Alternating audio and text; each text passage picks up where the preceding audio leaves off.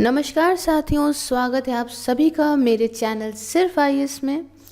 मैं प्रसन्ना वर्मा आज आपके लिए लेकर आई हूँ लेक्सिकन का चैप्टर नंबर 3 का पार्ट 4।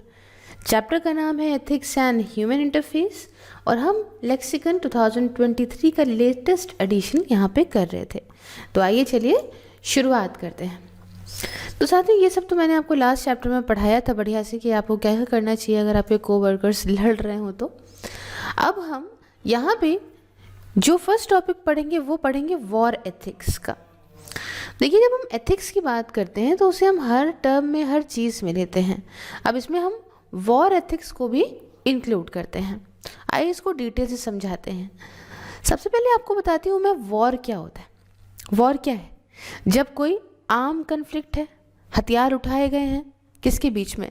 दो नेशंस या दो स्टेट्स के बीच में, या सेम स्टेट की दो डिफरेंट पार्टीज के बीच में, तो क्या कहेंगे? इसे कहेंगे वॉर, इसे कहेंगे युद्ध। ठीक। अब वॉर को लेके भी कुछ एथिकल, कुछ मॉरल जजमेंट्स होते हैं जिनको भाई एक एथिक्स के तौर पे एथिक्स ने भी क्लासिफाई करा है कि इन सारे जजमेंट्स को आपको फॉलो करना है before and during the war. ठीक है, वॉर से पहले या वॉर चल रहा हो उस टाइम पे।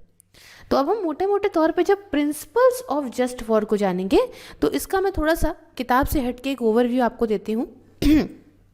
देखिए, जब हम प्रिंसिपल्स ऑफ जस्ट वॉर की बात करते हैं तो हम सिद्धांतों की बात करते हैं कि कौन कौन से सिद्धांत फॉलो करें। अब कहेंगे अब जस्ट वॉर क्या होती है ना, ये सब चीज़ें आप ये सोचेंगे क्या होती है। देखो समझो, इसमें एक सिंपल सी, जब हम जस्ट वॉर के फ्रेज को समझते हैं तो इसको आप ऐसे समझो सिंपल से कि एक ऐसा मतलब just war is a warfare जो जस्टिफाइड हो बाय मॉरल और लीगल ट्रेडिशंस है ना। मतलब ऐसा नहीं है कि कुछ उठा के किसी भी इंसान पे उठा के वॉर कर दी या कुछ मतलब ज़रा सी बात पे वॉर कर दी, ऐसा नहीं होना चाहिए। ये जो थ्योरी है जस्ट वॉर की, ये कहती है कि यहाँ पे कुछ लीगल यूज़ हो वॉर के, बट साथ में कुछ मॉरल बाउंड्रीज भी लगाती है कि वॉर करने से पहले कुछ चीज़ें आपको ये भी ध्यान रखनी पड़ेंगी। ऐसे नहीं कि बस उठा के वॉर कर दी। ठीक है, तो हम इन चीज़ों को ज़रा डिटेल से समझते हैं, गौर समझ से चलेगा। आगे तो बहुत अच्छी पीपीटीज बनी हुई हैं, 2 स्लाइड्स ऐसी पड़ गई हैं। देखो, सबसे पहले इसके अंदर जो आता है वो आता है जस्ट एडी बेलम। अब इसका पहले मतलब जान लो क्या है, उसके बाद आगे बढ़ेंगे। इसका मतलब ये हो गया कि ऐसी कंडीशन जिसके अंडर स्टेट्स जो हैं वो वॉर करती हैं या आर्म फोर्सेस का यूज़ करती हैं। समझे ना, ये मुद्दे की बात है। जस्ट एडी जो है बेलम का मतलब क्या हो गया कि मतलब justice of resorting to war in the first place. अब इस जस्ट एडी बेलम के अंदर भी आपको कुछ चीज़ें मैं बताती हूँ। ये तो समझ गए आप ना कि about the justice of resorting the war, कि भाई क्या कंडीशन है जिसके अंदर स्टेट जो है वो वॉर कर रही है। अब देखो इसमें क्या आ जाएगा, सबसे पहला आएगा इसके अंदर जस्ट कॉज। क्या आएगा? Just cause. अब ये क्या है? यहाँ पे एक ऐसा जस्टिफाइड एक सही साठ मतलब कॉज होना चाहिए, जो आप कोई वजह होनी चाहिए जिसके माध्यम से वॉर करी जा रही है। फॉर एग्जाम्पल कि मानो ऐसा हो गया कि कंट्री के ऊपर या स्टेट के ऊपर, नेशन के ऊपर किसी भी तरह से डायरेक्ट अटैक हो गया उसकी इंटीग्रिटी पे, उसकी पॉलिटिकल सोवेरेनिटी पे। ठीक है, और ये ऐसी स्टेट है जो इंटरनेशनली रिकॉग्नाइज स्टेट्स है। सब लोग इसको कहते हैं कि हाँ भैया ये एक देश है प्रॉपर, सारे देश उसको मानते हैं एक पर्टिकुलर देश, और ऐसे देश पे किसी ने अटैक मार दिया। समझे? तो जस्ट कॉज हो गया, वजह हो गई कि भैया इस टाइम पे आप रिवर्ट करके आपने वॉर करना शुरू कर दी। अच्छा, दूसरे नंबर पे आता है लेजिटिमेट अथॉरिटी। क्या आता है? Legitimate authority. अब इसका मतलब क्या है? जो वॉर डिक्लेयर कर रहा है वो एक लेजिटिमेट अथॉरिटी करे, एक लीगल अथॉरिटी करे। मान लो कि कोने में बैठा कोई व्यक्ति जो है वो गांव शहर से थोड़ी ना कोई भी इंसान कह देगा वॉर, युद्ध करा जाए, ऐसा नहीं हो सकता। एक लीगल अथॉरिटी के हाथ में ये पूरी पावर है कि वही वॉर डिक्लेयर करेगी। तीसरी बात आता है पब्लिक डिक्लेरेशन। अब ये पब्लिक डिक्लेरेशन क्या होता है? देखिए, लोगों को बताना भी तो ज़रूरी है हर चीज़, है ना। अपने खुद के नागरिकों को और जो है एनिमी स्टेट को भी खैर उनको पता होगा। तो public declaration of war notably अपने सिटीजन्स को और टू द एनिमी स्टेट।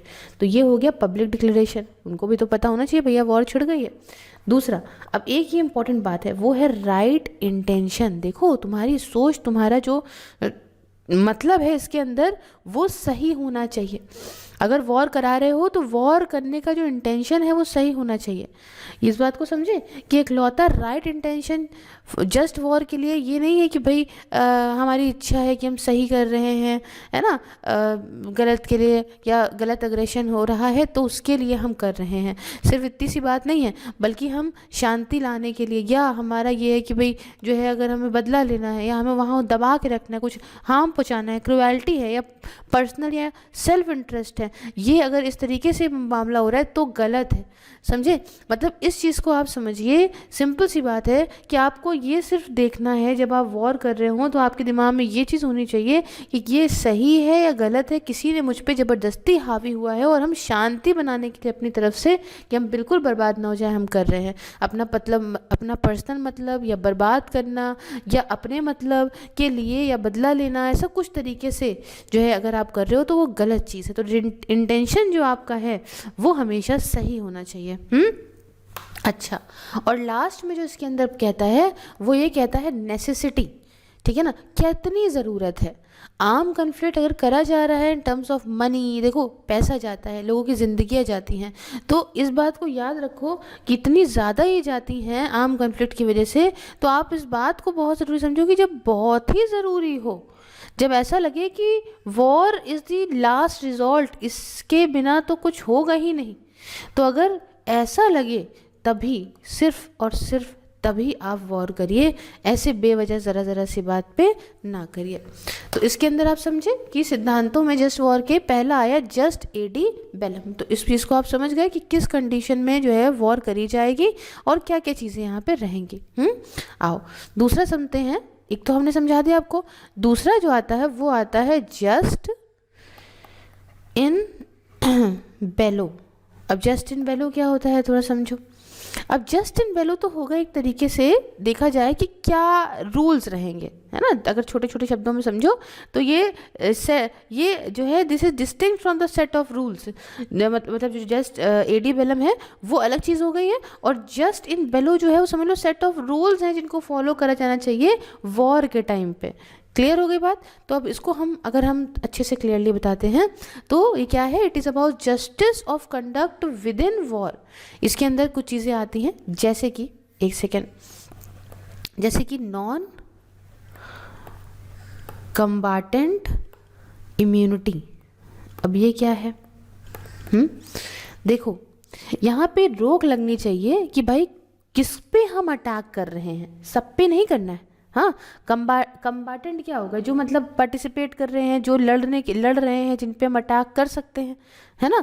लेकिन अगर आप ये कहें कि हम नॉन कम्बाटेंट, फिर समझ लीजिए कम्बाटेंट क्या है, एक ऐसा व्यक्ति जो फाइटिंग में पार्ट ले रहा हो, खासकर युद्ध में, वॉर में जो व्यक्ति पार्टिसिपेट कर रहा हो, तो सिर्फ उसी ही व्यक्ति के साथ हमें वॉर लड़नी है, ऐसे लोगों के साथ नहीं कि कुछ भी। अभी देखिए जब ये इज़राइल और पैलेस्टीन का ये हमास वाला जो ये इशू चल रहा था, तो इसमें क्या देखा गया, ये देखा गया ऐसी बात पे हो रही थी कि भैया सिविलियंस तक पे जो है वो हमला हो रहा है। सिविलियंस पे क्यों हो रहा है? हाँ, जो नॉन कम्बाटेंट हैं उनको अटैक से दूर रखना चाहिए। इसमें बहुत इंपॉर्टेंट बात है, बच्चे, बूढ़े, महिलाएं, तो इन सबको बिल्कुल भी टारगेट नहीं करना चाहिए। तो क्या बात आ गई? Non combatant immunity. अच्छा, दूसरी बात आती है यहाँ पे ह्यूमैनिटेरियन कंसर्न्स। अब ये क्या चीज़ है ह्यूमैनिटेरियन कंसर्न? देखो सिविलियंस पे टारगेट करना, आम जनता पे करना, ये गलत चीज़ है ना। The deliberate targeting of civilians, there use, उनका यूज़ करना ह्यूमन शील्ड के तौर पे, या use of indiscriminate warfare on population, ये बिल्कुल नॉन एक्सेप्टेबल होता है जस्ट वॉर के केस में, है ना। ये रूल्स के अंडर बिल्कुल नहीं आता कि ऐसे व्यक्ति पे अटैक करें जो आम जनता है, जिसका वो नॉन कम्बाटेंट है, जिनका कोई मतलब नहीं है इसके अंदर, है ना। वॉर का गलत तरीके से यूज़ करना पॉपुलेशन पे, ये बिल्कुल एक्सेप्ट नहीं करा जाता है। तो ह्यूमैनिटेरियन कंसर्न समझ गए आप। तीसरा हम बात करेंगे मॉरल रिस्पॉन्सिबिलिटी की। अब मॉरल रिस्पॉन्सिबिलिटी क्या हुई साथियों? देखो कौन से वेपन्स को यूज़ करोगे, क्या तरीका, क्या टैक्टिक, क्या प्लान रहेगा, हाँ, with strive to the limit of the possible to protect innocent civilian population. अच्छा, अभी समझो इसको, even if they place soldiers at greater risk, आपको क्या करना है कि आपको कैसे भी, आपकी जो रिस्पॉन्सिबिलिटी है मॉरली वो ये है कि चाहे आपके सोल्जर्स एक बार रिस्क में पड़ जाएं, बट आपकी जो सिविलियन पॉपुलेशन है, जो आम जनता है, जिसकी जो बिल्कुल इनोसेंट है, वो बिल्कुल भी जो है ऐसा कुछ आप प्लान्स वगैरह लेकर आएंगे जिससे उनका प्रोटेक्शन प्रॉपर रहे और हो सके। अच्छा, और लास्ट में जो बात करते हैं जस्ट इन बेलो के अंदर, वो हम बात करते हैं प्रोपोर्शनैलिटी की। अब प्रोपोर्शनैलिटी क्या, देखो देखा गया है but unintended harms must be proportionate to the military advantage achieved. मतलब अगर आप मान लीजिए कुछ भी हार्म होता है या कोई भी ऐसा चीज़ है जो आप नहीं भी चाहते तब भी आप कर बैठते हो, हार्म करते हो, तो लेकिन जो भी आप पहुँचाते हो इससे आपको फ़ायदा हो, मतलब समझो कि जैसे हम 10 रुपये देते हैं तो 10 रुपये का सामान लेते हैं ना, तो ऐसे ही जो भैया मिलिट्री एडवांटेज मिले, फ़ायदा मिले, तभी ही हार्म लिया जाए या दिया जाए। फालतू में बेवजह हार्म करके कोई फ़ायदा ना पाना इज़ अ रॉन्ग थिंग। ठीक है, तो हमने आपको क्या बताया, जस्ट एडी बेलम बताया, जिसमें हमने आपको बताया कि क्या क्या जो है चीज़ें हो जाएंगी वॉर की, जो है किस टाइम से कैसे हो, क्या वजह हो तब हो। और दूसरा हमने आपको बताया जस्ट इन बेलो, जिसमें आपको रूल्स बताए, सेट ऑफ रूल्स के क्या क्या होने चाहिए। अच्छा, इसके अंदर पहला हो गया, दूसरा बता दिया, तीसरा आपको इम्पोर्टेंट जो बताती हूँ वो है जस्ट पोस्ट बेलम। क्या है, जस्ट पोस्ट बेलम। अब ये क्या है भाई, तीन चीज़ें हैं ना, इसको समझिएगा। It is about justice of peace agreement and termination phase of war. अब यहाँ पे क्या हो रहा है, पीस अग्रीमेंट की बात हो गई है, वॉर हो गई है, ठीक है ना, और जो है अब हम पीस अग्रीमेंट की बात कर रहे हैं और हम बात करें कि वॉर ख़त्म करनी है, तो इसके अंदर क्या क्या चीज़ें आती हैं। इसमें पहला तो ध्यान रखना पड़ेगा आपको प्रोपोर्शनैलिटी एंड पब्लिसिटी। क्या चीज़, आपको हालांकि किताब में मिल जाएगा, बिल्कुल नए वाले एडिशन में आपको चीज़ें मिलेंगी। तो देखो भाई, प्रोपोर्शनैलिटी एंड पब्लिसिटी, इसका मतलब क्या है, जो पीस एग्रीमेंट हो वो ऐसा मॉडरेट हो, सही हो, बिल्कुल रीजनेबल हो और पूरी पब्लिक उसे जो है समझे, एक्सेप्ट करे, ठीक ना, पब्लिकली स्टेटेड हो, हर चीज़ यहाँ पे देखी जाए जो भी पीस एग्रीमेंट हो उसकी। ठीक है, दूसरी बात हम करेंगे तो हम करेंगे राइट विंडिकेशन। ये क्या होता है राइट विंडिकेशन, देखो भैया, जो सेटलमेंट हो वो एक जो भी गलती हुई है उसका एक सलूशन, एक रेमेडी निकाले, है ना, क्योंकि देखो अब इनसे लड़ाई हुई, वॉर हो गई ज़बरदस्त, तो जो अग्रीमेंट निकल रहा है उसमें जो वजह थी वॉर की, जो गलतियां थी, उन सब का एक सलूशन निकल के आए। For example, right to life and liberty वापस रिस्टोर हो, community settlement community entitlements to the territory and sovereignty, तो ये सारी चीज़ें मिले प्रदान हो, ये नहीं कि बस फर्जी लड़ाई लड़ ली। हाँ, अच्छा, तीसरा इसके अंदर जो हम कहेंगे वो हम कहेंगे डिस्क्रिमिनेशन। क्या है डिस्क्रिमिनेशन, भेदभाव। तो पीस एग्रीमेंट जो है उसको यहाँ पे डिस्टिंग्विश करना पड़ेगा लीडर्स को और सोल्जर्स को of a defeated nations from its civilian should be immune from punitive post war measure. समझो, इनसे लड़ाई हुई, वो तो वॉर की बात क्या हो रहा है कि देखो यहाँ पे जो लीडर्स हैं, जो सोल्जर्स हैं, वो तो अलग आप गिनोगे उनको, लेकिन जो वहाँ की आम जनता उनको अलग गिनोगी। उनकी क्या मतलब, उनको आप बर्बाद नहीं कर सकते वॉर के बाद भी। हाँ, तो इस चीज़ को ध्यान रखिएगा। और लास्ट में जो आता है वो आता है बहुत ही इंपॉर्टेंट पॉइंट, रिहैबिलिटेशन। क्या मतलब ये कि यहाँ पे जो है वो रिफॉर्म हो इंस्टीट्यूशंस का, ह्यूमन पॉलिसीज़ लेकर आई जाएं जो नेशन हारा है उसके प्रति। क्लियर हो गई बात। तो हमने तीन चीज़ों को समझा। एक क्या समझा कि जस्ट एडी बेलम, फिर हमने समझा कि जो है जस्ट इन बेलो, और तीसरा जस्ट पोस्ट बेलम। बहुत ही ईजिली आपने समझा होगा। अच्छा लगा, प्लीज़ लाइक ज़रूर करते चलिएगा। अच्छा, अब बात आता है कि वॉर हम कर तो लेते हैं, लेकिन इसको लेके कुछ आर्ग्यूमेंट्स भी तो होते होंगे, क्या वॉर सही है या वॉर गलत है। आप बताएंगे किस तरीके से क्या चीज़ें रहेंगी, इसको हम थोड़ा डिस्कस करते हैं। तो इसमें हम जो आर्ग्यूमेंट्स की बात करते हैं उसमें सबसे पहले आर्ग्यूमेंट्स जो फॉर को लेके हैं ना, मोरालिटी ऑफ वॉर को के साथ खड़े हैं, उनको समझते हैं। तो इतिहास से ये आर्ग्यूमेंट चल रहे हैं वॉर के फेवर में। इसमें ये है कि वॉर जो युद्ध होता है वो जो है ओवर पॉपुलेशन को कंट्रोल करने में मदद करता है। वॉर एक ऐसा तरीका है जिसमें सोसाइटीज़ डेवलप होती हैं, एक्सपेरिमेंट करती हैं एडवांस टेक्नोलॉजीज़ के साथ। वॉर जो है वो नेशनल यूनिटी को मतलब रखता है, क्योंकि लोग एक साथ काम करते हैं नेशनल गोल के लिए कि भैया सब लोग मिलके वॉर जिता दो। जो वॉर मशीन्स का प्रोडक्शन है, मटेरियल का प्रोडक्शन है, इससे इकोनॉमिक वेलबींग और बढ़िया होता है, प्रॉस्पेरिटी आती है ना। तो जो है और existence of morally just war, ये तो हम कहते हैं कि भाई मॉरली अगर सही ये चीज़ है, जस्टिफाइड है, तो वॉर होनी चाहिए, ऐसा आर्ग्यूमेंट्स में कहा गया है। अब लेकिन कुछ आर्ग्यूमेंट्स अगेंस्ट भी हैं, फॉर नहीं है, कुछ आर्ग्यूमेंट्स जो हैं वो अगेंस्ट भी हैं मोरालिटी ऑफ वॉर के। आइए इनको जानते हैं। अब देखिए मेन आर्ग्यूमेंट जो अगेंस्ट है मोरालिटी ऑफ वॉर के वो ये है कि ये डायरेक्ट और बहुत ही बड़े लेवल पे वायलेशन है लोगों की लाइफ प्रिंसिपल का, जिससे एक बहुत बड़ा दिक्कत सामने ये आती है कि भैया ह्यूमन लाइफ को लेके उनका प्रोटेक्शन, उनका प्रिजर्वेशन खतरे में आता है कि नहीं आता है। वॉर सिर्फ लोगों को मारना नहीं है कि एक व्यक्ति दूसरे व्यक्ति को मारे दे रहा है, सिर्फ इतना ही नहीं है, इसमें न जाने कितने लाख लोग मर जाते हैं और उन लाखों लोगों पर न जाने कितने लोग डिपेंड करेंगे, उन सब की लाइफ खराब होती है। समझे और समझिए, क्योंकि भैया because of modern military techniques, आज की टेक्निक्स के हिसाब से war necessitates the useless killing of great number of innocent non combatants. बहुत से इसमें बच्चे हैं, अभी आपने देखा होगा जैसे वॉर चल रही है उसमें कितने बच्चे मार दिए गए, आम जनता जो फाइट में इन्वॉल्व ही नहीं थे वो मरे जा रहे हैं। तो आज के टाइम पे हम ये देखते हैं, ये गलत बात है और ये रिस्पॉन्सिबिलिटी है कि वॉर को तो बिल्कुल रोक के रखो, है ना। मतलब अब आप क्या कर सकते हो वॉर रोकने के लिए कि आप पॉलिटिकल मेजर्स को प्रमोट करो, जैसे कि प्रमोट करो डेमोक्रेसी को, इकोनॉमिक मेजर्स जैसे कि गरीबी से उठाओ लोगों को, लीगल मेजर्स की ह्यूमैनिटेरियन राइट्स को नेशनल लीगल सिस्टम में डालो, इवन मिलिट्री मेजर्स भी ले सकते हो कि मिलिट्री पर्सनल को ट्रेनिंग दो इंटरनेशनल ह्यूमैनिटेरियन लॉ के हिसाब से, ठीक है।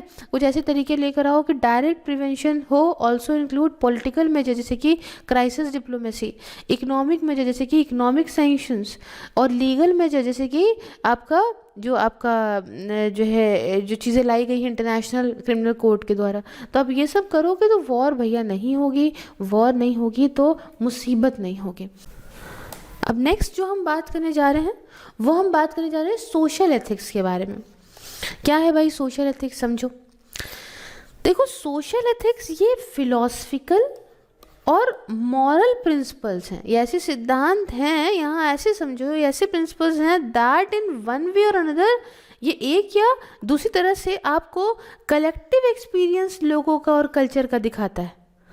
मतलब समझो कि सब समाज के लोग क्या समझते हैं, क्या वो फील करते हैं।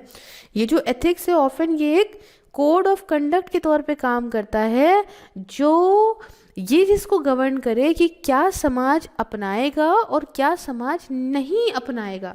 मतलब क्या आप किस तरह से कर्म करो जो समाज के तौर पे सामाजिक लोग उस चीज़ को अडॉप्ट करें, माने, और क्या ऐसी चीज़ें हैं जो वो नहीं अडॉप्ट करें।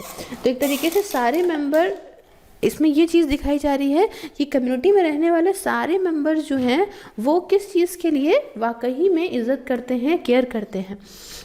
तो अब ऐसे समझो कि अगर हम लोग हैं, अब हम लोग को पता है कि आज हमारी सोसाइटी में अगर मानो कि आपके 10 अफेयर्स हैं फॉर एग्जांपल, तो ये चीज़ समाज गलत ही कहेगा ना कि नहीं यार ये बंदा कैरेक्टर का नहीं अच्छा है। हाँ, तो ये सब चीज़ें क्या है, या कोई व्यक्ति अगर जाके मारपीट कर रहा है, गुंडागर्दी कर रहा है, तो इसमें क्या है, ये चीज़ को समाज एक्सेप्ट नहीं करेगा। तो इस तरीके से आप इस चीज़ को देखो।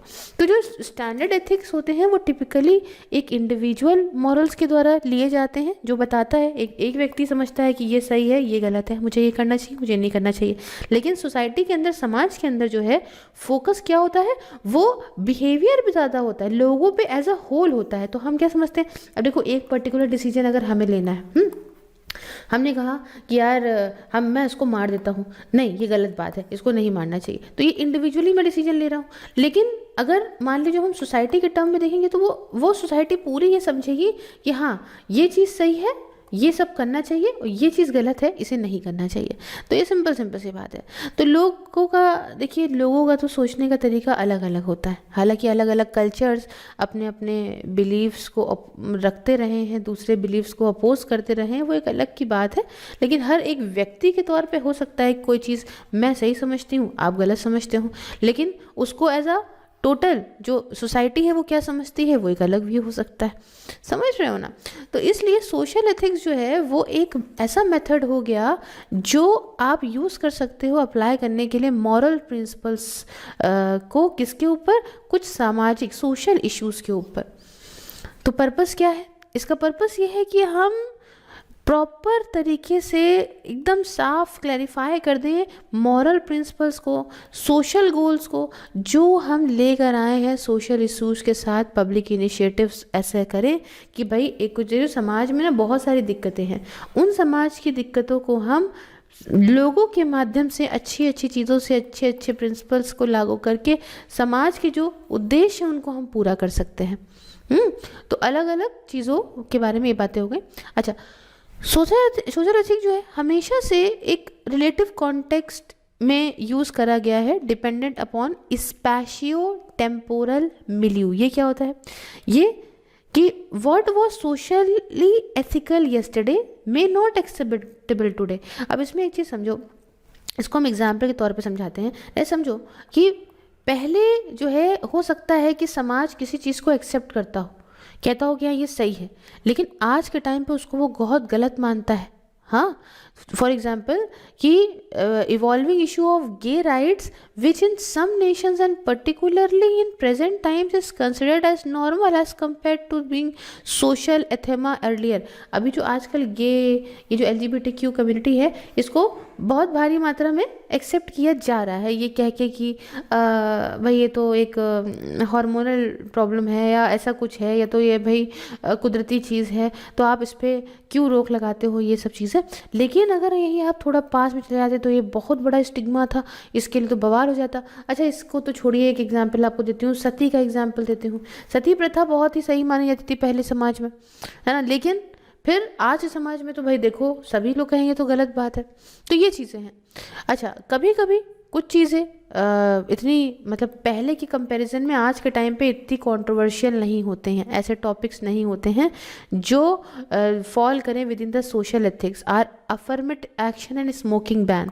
अब देखो बात समझो, अब बहुत सारे टॉपिक्स का डिस्कशन होता है, स्मोकिंग पे बैन लगाने को लेके चीज़ें हैं, तो डिस्कशंस जो हैं इन सारे टॉपिक्स को लेके वो काफ़ी सही होते हैं मॉरल नोशंस में, एज फेयरनेस, बेनिफिट्स क्या होंगे, क्या भाई ऐसे रिसोर्सेज तो इसमें यूज़ नहीं हो रहे हैं जो हमारे पास कम हैं, ठीक है, लिबर्टी, प्रॉपर्टी राइट्स, पैटर्नलिज्म, कंसेंट, ये सब चीज़ों के टॉपिक्स आ जाते हैं जो इतने कंट्रोवर्शियल नहीं है compare to earlier times topics, और ये सब आते हैं सोशल एथिक्स के अंदर।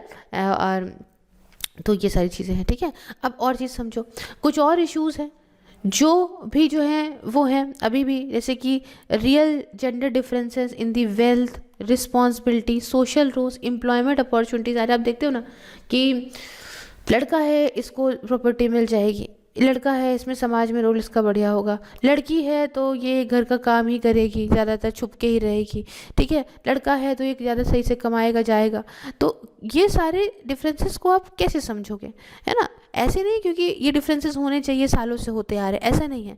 ऐसे डिफरेंसेस पहले के ज़माने में जो है वो जस्टिफाइड होते थे, ठीक है ना, हाँ हाँ अरे ये बात बिल्कुल सही है, अरे ये बात बिल्कुल सही है, लेकिन इनको अब वक्त के साथ साथ आप जस्टिफाइड नहीं कर रहे हो, आप इसको समझ रहे हो कि जो चीज़ें गलती हैं उन्हें सही करना चाहिए। हाँ, तो बहुत ही बढ़िया काम अगर करा जाए समझने में चीज़ों को, तो इससे और आगे मॉरल प्रॉब्लम्स नहीं क्रिएट होंगी। जब कहते हैं ना इक्वालिटी की बात कर रही है लड़की लड़के के साथ में, अरे तो ये भी करो, अरे तो वो भी करो, तो इक्वालिटी की जब बात करी जाती है उस टाइम पे फिजिकल इक्वालिटी की बात नहीं करी जाती। एक लड़की को हम सुपीरियर किसी को नहीं कह रहे हैं, ठीक है ना, लड़की बहुत सुपीरियर है, लड़का बहुत सुपीरियर है, दोनों ही समान हैं। एक अपने अपने जो है अपने अपने फिजिकल अपीयरेंस से, अपने अपने मेंटल के हिसाब से दोनों ही अपनी अपनी जगह पे बेस्ट करना चाहते हैं। हाँ, अब एक कहते हैं कि भाई कुछ नहीं, लेकिन लड़की एक स्ट्रॉन्ग इसलिए निकल के आती है क्योंकि अगर आप किसी लड़की पे, आप ये समझिए कि उस पर आप बोझा डाल दिए कि आप नौकरी भी करोगे, आप बच्चे भी पालोगे, आप घर भी संभालोगे, वो ना जाने आप मेरे जैसे कि भाई आपके भी माएँ होंगी न जाने कितनी, जिन्होंने तीनों काम करे हैं।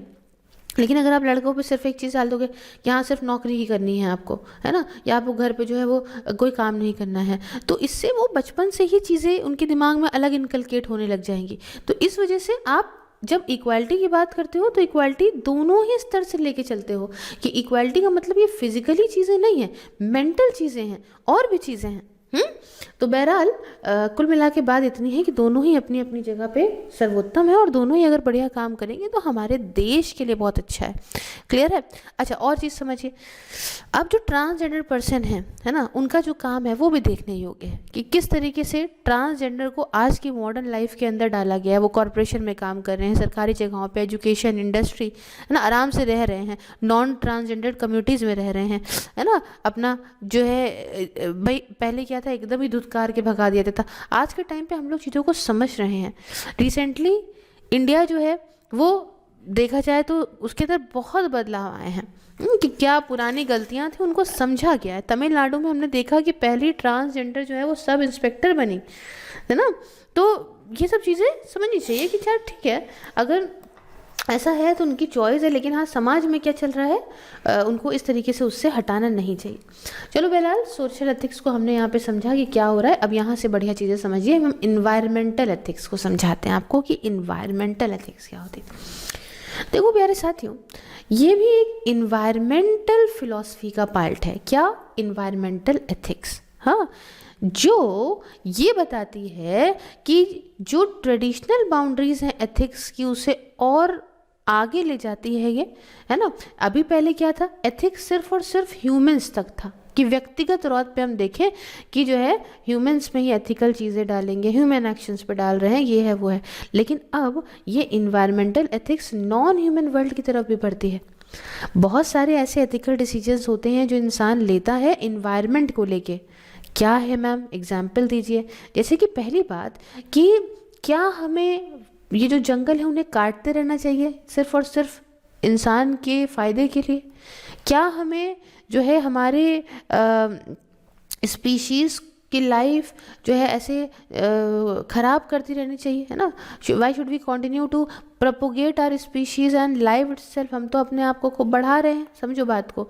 हम तो जो है ह्यूमंस को तो खूब बढ़ाए चले जा रहे हैं, लेकिन बाकी स्पीशीज़ का क्या? बाकी जो है जानवर हैं, उनकी भी तो पृथ्वी है, उनको तो हम ज़िंदगी छीन ले रहे हैं। अच्छा, क्या हम ये गैसोलीन पावर्ड व्हीकल्स को ऐसा जो है यूज़ करते रहे, इससे हमारा इन्वायरमेंट कितना ख़राब हो रहा है। लेकिन हम क्या कर रहे हैं, हम अपने मतलब के लिए नए नए तरह की टेक्नोलॉजी ला के रोडों पे गाड़ियाँ चला रहे हैं। अच्छा, क्या चीज़ों पे रोक लगानी चाहिए इन्वायरमेंटली, ताकि हमारी फ्यूचर जनरेशन सेफ रह सके, उनको भी चीज़ें मिल सकें? या ये हक है ह्यूमंस का कि हम जान के समझें कि भाई कुछ जो स्पीशीज़ हैं ख़त्म हो गए, एक्सटिंक्ट हो गए हैं, तो क्या ये सही है ह्यूमैनिटी के लिए? हाँ, हमने तो अपने बारे में सोचा, उनके बारे में नहीं सोचा। अच्छा, एक सवाल ये भी उठता है कि किस तरीके से हम बेस्ट टू बेस्ट तरीके से अपने इस स्पेस एनवायरनमेंट को सिक्योर करें, ताकि आगे फ्यूचर में जो भी ज़िंदगी आए वो चैन से जी सके। तो कुछ इश्यूज इन्वायरमेंटल एथिक्स के अंदर आते हैं, उनको हम साथियों यहाँ पे डिस्कस करेंगे, जिसमें कि सबसे पहला आता है इकोसेंट्रिज्म। इकोसेंट्रिज्म क्या है समझो।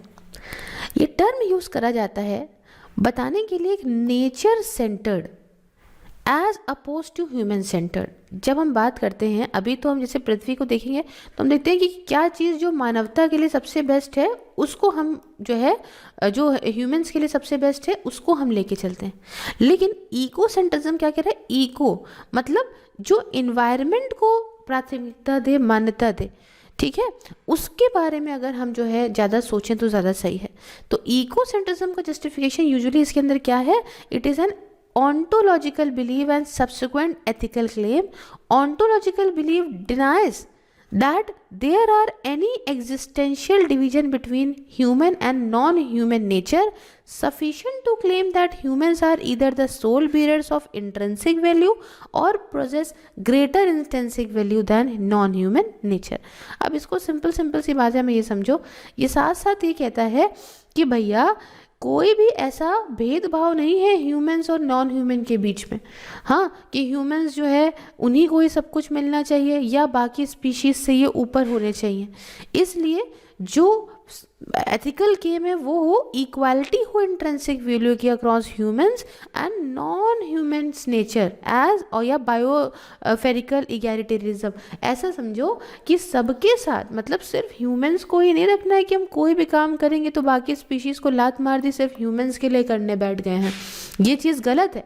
या तो ऐसा रखो कि भैया सब कुछ जितना भी इन्वायरमेंट है उसमें ह्यूमन भी आ रहा है, सबको एक समान चीज़ दो। पृथ्वी पे कुदरत ने जो सामान डाला था वो सबके लिए डाला था, सिर्फ और सिर्फ इंसान के नहीं डाला था, है ना। तो ये चीज़ आप समझे। दूसरी बात आती है बायोसेंट्रिज्म की। ये क्या है? बायोसेंट्रिज्म पॉलिटिकल और इकोलॉजिकल सेंस में देखें तो ऐसा एथिकल पॉइंट ऑफ व्यू है जो एक्सटेंड करता है इनहेरिटेड वैल्यू को टू ऑल लिविंग थिंग्स। जो भी चीज़ें मिली हैं वो सभी जो है जीवों के लिए हैं। ठीक है, इस बात को समझो कि किस तरीके से पृथ्वी काम करती है, खासकर अगर हम उसकी पृथ्वी की जो बायोडाइवर्सिटी को लेके देखें तो किस तरह से काम करती है ना। ये सीधा ऑपोजिट खड़ा होता है एंथ्रोपोसेंट्रिज्म के, क्योंकि एंथ्रोपोसेंट्रिज्म क्या कहता है? वो कहता है कि ह्यूमंस ही हैं, ह्यूमंस के लिए सब कुछ है। लेकिन बायोसेंट्रिज्म क्या कहता है? वो इक्वालिटी का आइडिया भी नहीं रखता। समझो, does not imply the idea of equality among the animal kingdom, for no such notion can be observed in nature. मतलब ये जो बायोसेंट्रिज्म होता है ना, ये इसकी बात करिए ह्यूमन बेस्ड होता ही नहीं है, ये नेचर बेस्ड होता है। इनके हिसाब से बात क्या है कि प्रकृति, नेचर जो है उसका सब कुछ है, ना कि ह्यूमंस का, है ना। तो जो बायोसेंट्रिज्म को बढ़ावा देते हैं वो कहते हैं कि हमें बायोडाइवर्सिटी को संभाल के रखना है, एनिमल के राइट्स को ध्यान देना है, एनवायरमेंटल प्रोटेक्शन को ध्यान देना है। और टर्म ये लाया गया था जो है एडवोकेट्स थे इसके ऑफ लेफ्ट बायोसेंट्रिज्म, जिसमें आते हैं मतलब which combines deep ecology with an anti industrial और एंटी कैपिटलिस्ट पोजीशन। सिर्फ और सिर्फ यहाँ जो है इस पे प्रकृति पे ध्यान दिया जा रहा है, इंडस्ट्रीज और जो इतना जो है ये जो प्राइवेट प्लेयर्स का इतना रोल है, इनसे कहना है कि भाई सब खराब होता है, तो इसके अपोजिट होते हैं। अच्छा, अब एक टर्म जिससे आप बहुत ज़्यादा जो है फेमिलियर होंगे वो है एंथ्रोपोसेंट्रिज्म। नाम क्या कहता है? सेंट्रिज्म, और एंथ्रो मतलब ह्यूमन हो गया यहाँ पे। तो ये बिलीव कि ह्यूमन बीइंग्स ही मेन और सेंट्रल और सबसे इम्पोर्टेंट स्पीशी है इस पूरे पृथ्वी के अंदर। हर सेंस में, मॉरल स्टेटस में इसकी वैल्यू वगैरह बाकी सारे ऑर्गेनिज्म से सबसे ज़्यादा हाई है। समझे? मतलब हर चीज़ को देखा जाए तो वो देखा जाए ह्यूमन पर्सपेक्टिव से। अगर ह्यूमंस के लिए सही है तो वो सही है, अगर ह्यूमंस के लिए नहीं सही है तो वो गलत है। तो इस टर्म का यूज़ आप ऐसे भी कर सकते हो, चाहे आप कह लो कि ह्यूमैनोसेंट्रिज्म या एंथ्रोपोसेंट्रिज्म एक ही चीज़ हो जाएगी, है ना। ऐसा कॉन्सेप्ट जिसमें ह्यूमन को सुप्रीम सबसे ऊपर रखा गया है, ह्यूमन एक एक्सेप्शन है, उसको इस तरह से देखा गया है। नेक्स्ट हम बात करेंगे इंट्रिंसिक वैल्यू ऑफ एनिमल्स की। देखो, इंट्रिंसिक वैल्यू क्या होता है, सबसे पहले कई बार यूज़ कर चुके हैं, कोई ये ना कहे। देखो, ये एक तरह से डेफिनेशन में समझो तो ये मेजर है ट्रू वर्थ का, है ना। क्या भाई कितनी ही जो है मेरे लिए ये वर्थ रखता है कोई भी एसेट या कोई भी चीज़, यहाँ पे अलग अलग चीज़ों को लिया गया है, ठीक है। इसको रियल वैल्यू भी कहेंगे हम। तो अब जब हम एनिमल की बात करते हैं तो इंट्रिंसिक वैल्यू एनिमल की मतलब वैल्यू जो ये पोजेस करते हैं इन इट्स ओन राइट और as an end in itself as propose to the instrumental value its value to the other animal. जैसे कि अब देखो, एक ऐसे इसको समझो कि एक जानवर है, वो जानवर खुद में ही बहुत ज़्यादा वर्दी है अपने लिए ही, हाँ, लेकिन जब ये तो हो गया हमारी उसकी इंट्रिंसिक वैल्यू, रियल वैल्यू। और जब हम इसको इंस्ट्रूमेंटल वैल्यू में समझ लेते हैं तो अब मानो यहाँ पे ह्यूमन रख दिया और ह्यूमन से इस जानवर को देखा, तो ह्यूमन के लिए जो ये जानवर अगर जितना भी ज़रूरी है उस बेसिस पे इसकी वैल्यू तय करी गई जानवर की, तो ये एक अलग कॉन्सेप्ट हो गया। ठीक है, इसे कह लेंगे हम इंस्ट्रूमेंटल वैल्यू, और इसको हम इंट्रिंसिक वैल्यू क्या कहेंगे, जो जानवर ये खुद में इतना इंपॉर्टेंट है। तो ये फ्रेज ऑफन इसे सिनोनिमस के तौर पे यूज़ करा जाता है पहले तो ही, है ना, लेकिन यहाँ पे जो है has been adopted by the animal rights advocate. खैर छोड़ो, अब Dutch animal health and welfare act था, उसमें ये कहा गया था, है ना, रिफ़र किया गया था टू इट इन 1981 कि acknowledgement of intrinsic value of animal means, अगर आपने इंट्रिंसिक वैल्यू ऑफ एनिमल्स को देखा तो ये देखा कि जो एनिमल्स हैं उनकी खुद की वैल्यू है। हाँ, मतलब ऐसा नहीं है कि हम अपने मतलब से देखें। अब ऐसे समझो, इसको और इजी तरीके से समझो भैया। चिकन है मान लो, ठीक है, अब चिकन है या आपका जो है क्या बोलते हैं, मटन है, मटन तो कटने के बाद हो जाएगा, बकरा है मान लो, ठीक है। तो अब क्या है कि यहाँ पे वो खुद में भी तो एक मतलब एक जानवर है ना, अपने उनका खुद का परिवार होगा, उसके लिए भी तो कुछ है। लेकिन अगर हम ह्यूमंस उसको ऐसे समझे कि अरे भैया ये मुर्गा मुझे नहीं पसंद है, या बकरा ठीक पसंद है, या मुर्गा ज़्यादा पसंद है, तो उस हिसाब से अगर इसकी वैल्यू तय करने लग जाएं तो ये गलत चीज़ हो जाएगी ना। ये इस कॉन्सेप्ट को बोलते हैं इंस्ट्रूमेंटल वैल्यू, और जो ये खुद में इनकी जो वक़्त है उसे हम बोलते हैं क्या इंट्रिंसिक वैल्यू। तो इस चीज़ को समझ गए। तो बहुत सारी डिबेट इस बारे में उठती रहती हैं, है ना, कि एनिमल हस्बेंड्री, एनिमल ब्रीडिंग और ये एनिमल टेस्टिंग करी जाती है बायोटेक्नोलॉजी के लिए। तो भाई तो आप तो एनिमल्स का यूज़ कर रहे हैं, है ना, वो बेचारे जो है इतने अक्ल के ही नहीं है कि आपका यूज़ कर लें। चलो नेक्स्ट अब बात करिए कंजर्वेशन एथिक्स के बारे में। साथियों ये ऐसा एथिक्स ऑफ रिसोर्स, मतलब it is a ethics of resource use, allocation and protection. अब ये इसका मेन फोकस क्या है, मेन फोकस है कि इस नेचुरल वर्ल्ड की जो हेल्थ है उसे मेंटेन करके रखना है। इस नेचुरल वर्ल्ड के अंदर फिशरीज़ आती हैं, हैबिटेट आते हैं, बायोलॉजिकल डाइवर्सिटी आती है, सबको संभाल के रखना है। और सेकंड फोकस इसका ये है कि मटेरियल्स कंजर्व रहें, जैसे कि हमारे नॉन रिन्यूएबल रिसोर्स जैसे मेटल हो गया, मिनरल हो गया, फॉसिल फ्यूल हो गया, ये सब बच के चलें। एनर्जी कंजर्व हो, जो सबसे इम्पॉर्टेंट है इस पूरे नेचुरल वर्ल्ड के लिए, जिससे पूरा वर्ल्ड चल रहा है। और जो लोग फॉलो करते हैं इस कंजर्वेशन एथिक्स को, खासकर जो इसको और बढ़ावा देते हैं, वो काम भी करते हैं कंजर्व करने के लिए, ठीक है, और उन्हें ही हम लोग कंजर्वेशनिस्ट बोलते हैं, ठीक है ना। अच्छा, नेक्स्ट जो हम बात करेंगे वो हम बात करेंगे साथियों क्लाइमेट एथिक्स की। क्लाइमेट एथिक्स क्या है, देखो ये एक ऐसा एरिया ऑफ रिसर्च है जिसका मेन फोकस होता है एथिकल डायमेंशन क्लाइमेट चेंज को लेकर, जैसे हम लोग जैसे ग्लोबल वार्मिंग या कुछ कॉन्सेप्ट्स उसमें की क्लाइमेट जस्टिस, तो ये सब चीज़ों को लेकर। देखो क्लाइमेट चेंज जो नेचुरल चीज़ें हो रही हैं वो तो बहुत ही वर्षों में होती, लेकिन ये जो ह्यूमन है ना, ह्यूमन के द्वारा क्लाइमेट चेंज जो हुआ इतनी तेज़ी में, वो एक एथिकल सवाल को उठाता है, एथिकल इश्यूज़ को लाता है, और इन सबको दूर भी करना चाहिए। जैसे क्लाइमेट चेंज की पॉलिसी को लेके काफ़ी डिबेट होती है, साइंटिफिक और इकोनॉमिक लिटरेचर या क्लाइमेट चेंज को लेके बात होती है, तो बहुत सारे एथिकल क्वेश्चंस ये उठते हैं कि हमारे द्वारा करी गई चीज़ों की वजह से बाकी सारे प्राणी पक्षी क्यों जो है वो इतना झेल रहे हैं, है ना। सबसे ज़्यादा जो रिस्पॉन्सिबल है क्लाइमेट चेंज के लिए वो इंसान है, और अफेक्ट किसको कर रहा है, जो रिस्क में आ गए हैं वो जीव जंतु आ गए हैं, ठीक है। तो कुछ टर्म जैसे कि क्लाइमेट जस्टिस, इकोलॉजिकल जस्टिस, ये सारे के सारे यूज़ करे जाते हैं पूरे ही विश्व में, और इन्हें अलग अलग ग्रुप्स में अडॉप्ट भी करा गया है। नेक्स्ट हम बात करते हैं इन्वायरमेंटल जस्टिस के बारे में। इन्वायरमेंटल जस्टिस क्या है साथियों, देखिए ये जो इन्वायरमेंटल जस्टिस है वो निकल के आया था एक कॉन्सेप्ट यूनाइटेड स्टेट्स में 1980s की शुरुआत में। इसके दो अलग अलग यूज़ होते हैं। पहला तो ये मतलब फर्स्ट और मोस्ट कॉमन यूसेज जो है वो दिखाता है, डिस्क्राइब करता है एक सोशल मूवमेंट जो चला था यूनाइटेड स्टेट्स के अंदर, जिसका मेन फोकस ये था कि इन्वायरमेंटल बेनिफिट्स मिलने चाहिए, और वो उसका फेयर जो है मतलब फेयर डिस्ट्रीब्यूशन हो, सभी को समान प्रकार से मिले। और दूसरा ये एक interdisciplinary body of social science literature थी, जिस दैट इंक्लूड्स, मतलब इसके अंदर चीज़ें थी, ऐसा नहीं था सिर्फ यहीं तक थी सीमित, लेकिन इसमें चीज़ें थी कि इसमें थ्योरीज थी इन्वायरमेंट की, थ्योरीज थी जस्टिस की, इन्वायरमेंट लॉ की, गवर्नेंस की, इन्वायरमेंट पॉलिसी की, प्लानिंग डेवलपमेंट सस्टेनेबिलिटी और पॉलिटिकल इकोलॉजी की। तो ये इन्वायरमेंटल जस्टिस के अंदर आया। अब इंडिया के रेफरेंस से बात करें तो इंडियन इन्वायरमेंटलिज्म के ज़्यादातर देखा जाए तो ये सोशल जस्टिस से डील करता है।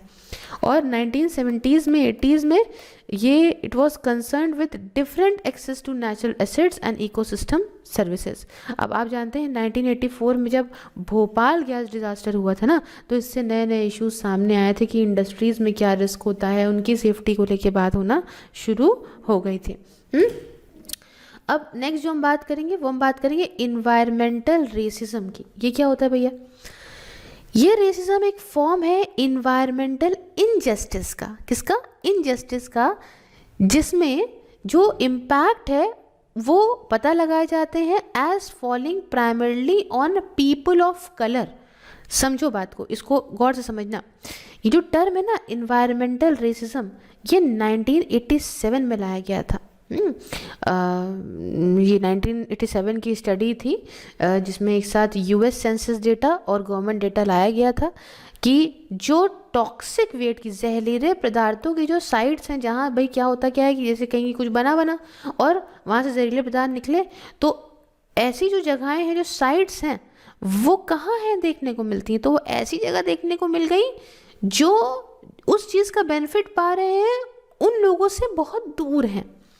स्टडी में साफ दिखा कि क्लियर पैटर्न्स दिखा रहे थे कि communities with greater minority percentage of population are more likely to be sites of commercial hazardous wastes. ऐसे समझो कि मानो कि ये एक जगह है, यहाँ पे ये लोग इतने से ही हैं, ठीक, और यहाँ पे मेजॉरिटी में दूसरे लोग हैं, जो तो माइनॉरिटी वाले लोग हैं, यहीं पे ही ऐसी कमर्शियल साइट्स देखने को मिली हैं जो दिक्कत पैदा कर रही हैं।